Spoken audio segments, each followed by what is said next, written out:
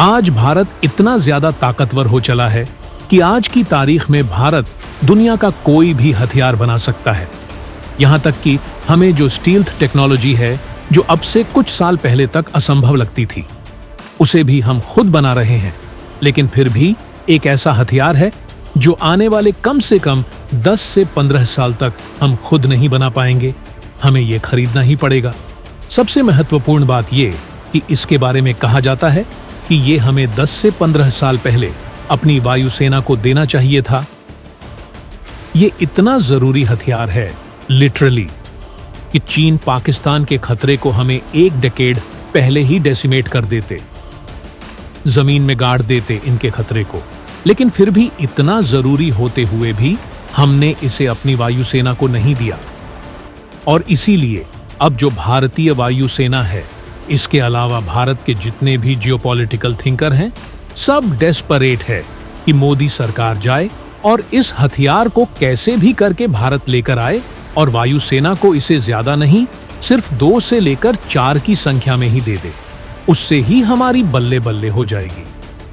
इतना क्रूशल है ये योद्धा। लेकिन फिर भी हमारे सरकारों ने इस पर कभी ध्यान नहीं दिया, वायुसेना की जरूरतों को नहीं पूरा किया। लेकिन वो पुरानी बात हो गई। अब सबसे बड़ी गोल्डन अपॉर्चुनिटी जो कि खुद भारत के दरवाजे पर चलकर आई है, हमें इसे लेना ही होगा। हम ऐसा क्यों कह रहे हैं वो आप इसकी खासियत जानने के बाद खुद कहोगे। लेकिन सबसे पहले खबर देख लेते हैं। तो खबर ये आई है कि हाल ही में पीएम मोदी जब रूस के दौरे पर गए थे, तो वहां पर पीएम मोदी व्लादिमीर पुतिन के बीच में अलग से एक बायलैटरल बैठक हुई थी। और उसी के बाद रिपोर्ट आने लगे कि रूस ने भारत को अपना Tu-160M न्यूक्लियर सुपरसोनिक जो बॉम्बर है वो ऑफर किया है। और यकीन मानिए ये बहुत बड़ा ऑफर है, क्योंकि रूस का Tu-160M एक नया नवेला बॉम्बर है जो हाल ही में अपग्रेड किया गया है। Tu-160 के मुकाबले ये करीबन 60% ज्यादा इफेक्टिव और ज्यादा पावरफुल है। और यानी कि ऑलमोस्ट कह सकते हैं कि 1.5 गुना ज्यादा ताकतवर है इसके पिछले मॉडल के मुकाबले। ये एकदम लेटेस्ट टेक्नोलॉजी के साथ आता है और इसकी कीमत भी अच्छी है, करीबन $163 मिलियन। जी हां, $163 मिलियन में आपको एक फुल फ्लेज्ड बॉम्बर मिल रहा है, जबकि एक फाइटर जेट की कीमत आज की तारीख में $120 मिलियन तक चली जाती है। यानी कि जितने में 1.5 राफेल आते हैं, उसमें ही आपको Tu-160M मिल जाएगा। और ये कितना कैपेबल है। उदाहरण के लिए इसकी रेंज मिनिमम 12,000 किलोमीटर है और मैक्सिमम ये 16,000 किलोमीटर तक चली जाती है। और सबसे खास बात यह अपने 7-12 लॉन्ग रेंज की क्रूज मिसाइल लेकर सकता है, वो भी न्यूक्लियर मिसाइल। आपको हम अंदाजा दे रहे दें कि ये कितनी ज्यादा फायर पावर है। उदाहरण के लिए यह अपने साथ इतने परमाणु बम ले जा सकता है कि पूरे पाकिस्तान को एक बॉम्बर ही एक बार में ही पूरी तरीके से मिट्टी में मिला देगा। पाकिस्तान को पत्थर युग में यह पहुंचा देगा। ये इतना भयंकर असला लेकर चलता है, इतनी भीषण फायर पावर है इस दैत्याकार योद्धा की। इतना ही नहीं, भारत में क्यों कहा जा रहा है कि हम इसे वायुसेना में शामिल करें? क्या पाकिस्तान की वजह से? तो बिल्कुल नहीं। पाकिस्तान से इसका कोई लेना देना नहीं है।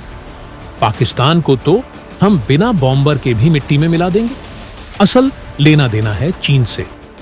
दरअसल चीन के पास H-20 सीरीज के कई सारे बॉम्बर आ चुके हैं जिनकी रेंज बहुत ज्यादा है। वो पूरे भारत को कवर करते हैं, भारत में कहीं भी घुसपैठ कर सकते हैं। सबसे खास बात, चीन का जो पूरा ईस्ट इलाका है, वहां से चलकर भारत में बमबारी करके वापस आसानी से लौट सकते हैं। इतना ही नहीं, जो पूरी की पूरी भारत चीन सीमा है, जो करीबन 3,000 किलोमीटर की बताई जाती है, उस पर कई बार बहुत ही आराम से पेट्रोलिंग कर सकते हैं। यही कारण है कि जब जब भारत और चीन का विवाद होता है, तो चीन अपने जो H सीरीज के बमवर्षक विमान हैं, उन्हें चीन भारतीय सीमा पर भेज देता है, जिससे कि भारत पर जबरदस्त दबाव आता है। और दबाव इसलिए आता है क्योंकि चीन के जवाब में हमारी वायुसेना के पास एक सिंगल बॉम्बर भी नहीं है। जी हां, एक भी बॉम्बर नहीं है। दुनिया की चौथी सबसे बड़ी वायुसेना के पास यहां तक कि एक टूटा फूटा घटिया क्वालिटी का बॉम्बर भी नहीं है। इससे आप अंदाजा लगाइए कि हम कितना पीछे हैं। और भारत को तो चीन से बॉम्बर ज्यादा चाहिए, क्योंकि जो भारत की ज्यादातर पॉपुलेशन है वो चीनी सीमा के पास रहती है। वो तो आराम से लड़ाकू विमान भेजकर बमबारी करा सकते हैं। लेकिन अगर कल को हमें भी चीन की आम पॉपुलेशन पर अटैक करना है, चीन की राजधानी पर हमला करना है, तो हम मिसाइल पर ही डिपेंड हैं। हमारी मिसाइलों ने जो कर दिया सो कर दिया।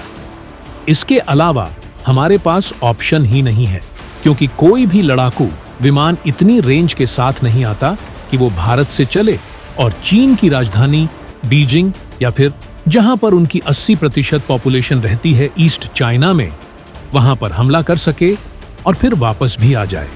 उसके लिए आपको सुपरसोनिक बॉम्बर चाहिए, जो बहुत तेज रफ्तार से जाएंगे, अटैक करके वापस आ जाएंगे। सबसे इंपॉर्टेंट बात, बॉम्बर सिर्फ युद्ध में ही इस्तेमाल नहीं होते, ये दुश्मन पर दबाव बनाने का भी एक बहुत बढ़िया जरिया है। आप सोचिए, कल को हमारे पास बॉम्बर हो तो हम भारत से उसे उड़ाकर दक्षिणी चीन सागर तक ले जा सकते हैं। चीन के इलाके में अपने बॉम्बर उड़ाकर उस पर जबरदस्त प्रेशर बना सकते हैं कि देखिए भारत की क्षमता कहां तक पहुंच गई है। यही कारण है कि भारत में डिमांड हो रही है कि भारतीय वायुसेना को बम वर्षक विमान दिए जाएं, और रूस ने जो ऑफर दिया है यह बहुत अच्छा है। पर आपको बता दें कि रूस ने ऑफर दिया है तो इधर से अमेरिका का B-1 लांसर सुपरसोनिक बॉम्बर का काउंटर ऑफर भी आएगा। वो भी एक तगड़ा बॉम्बर है। दोनों में से जो पसंद आए वो खरीद लो, क्योंकि इसकी हमें बहुत ज्यादा जरूरत है। हालांकि कई लोग कहेंगे कि हमसे खुद को नहीं बना लेते, तो आपको बता दें कि बॉम्बर बनाने का काम लड़ाकू विमान बनाने से 10 गुना ज्यादा मुश्किल होता है। इसीलिए अगर हम इसे अभी बनाने चलेंगे तो कम से कम 20 साल लग जाएंगे। इसलिए इस विमान को अब भी खरीदना ही होगा, ताकि हम चीन को मुंह तोड़ जवाब दे सके।